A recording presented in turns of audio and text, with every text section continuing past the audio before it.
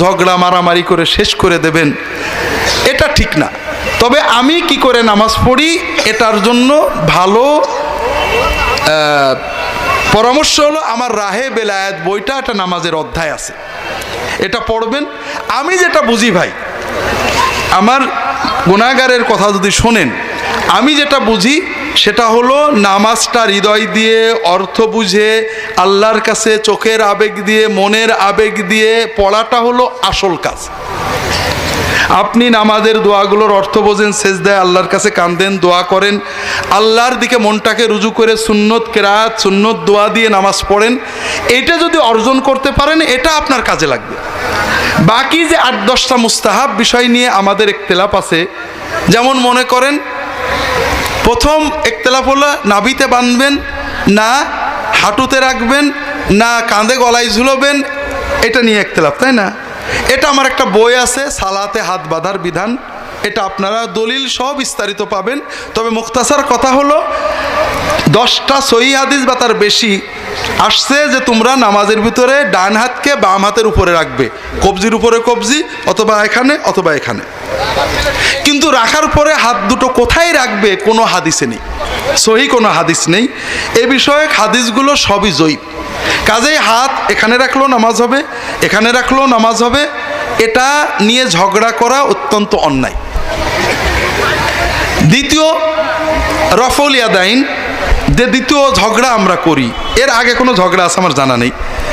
রফউল ইয়াদাইন, রফুল ইয়াদাইন অর্থাৎ রুকুতে যাওয়ার সময়, রুকুতে ওঠার সময় সেজদা, 2 সেজদার মাঝখানে রফুল ইয়াদাইন করা সহিহ হাদিসে আসছে।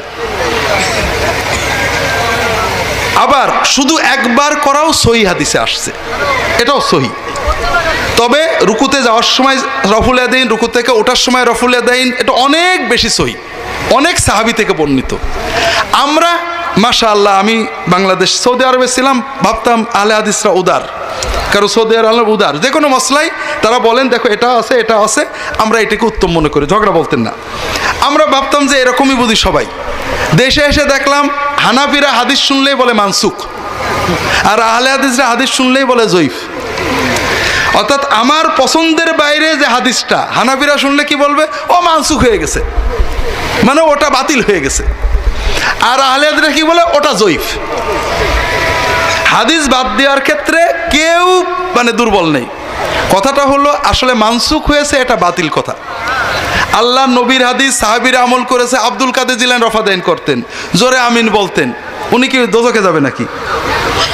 তো মানসুখ হলে তো দোজখে যাওয়ার কথা। বড় বড় হানাফি আলেমরা রফাদাইন করতেন, দোজখে যাবে নাকি? মানসুখ সহিহ হাদিসের দলিল ছাড়া বলতে নেই।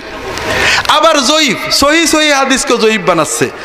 6 তাকবীর 12 তাকবীর উভয় হাদিস সহিহ, টনটনে সহিহ। শেখ আলবানী সহিহ বলেছে, এখনো অনেক আহলে হাদিস আলেম এটাকে জয়ীফ বলার জন্য পাগল।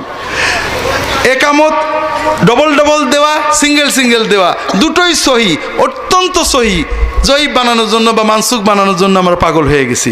এইভাবে বিভিন্নভাবে আমরা ঝগড়া বজায় রাখছি। তো যাই হোক, রফুল ইয়াদাইন রুকুর সময় করা এটা সহিহ হাদিস, অনেক সাহাবী থেকে প্রমাণিত।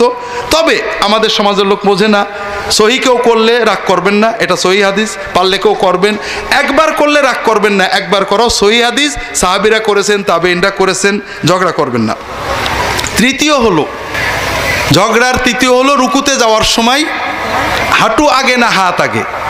সৌদি আলেমরা হাঁটু আগের পক্ষে, তারা অনেক দলিল দেন।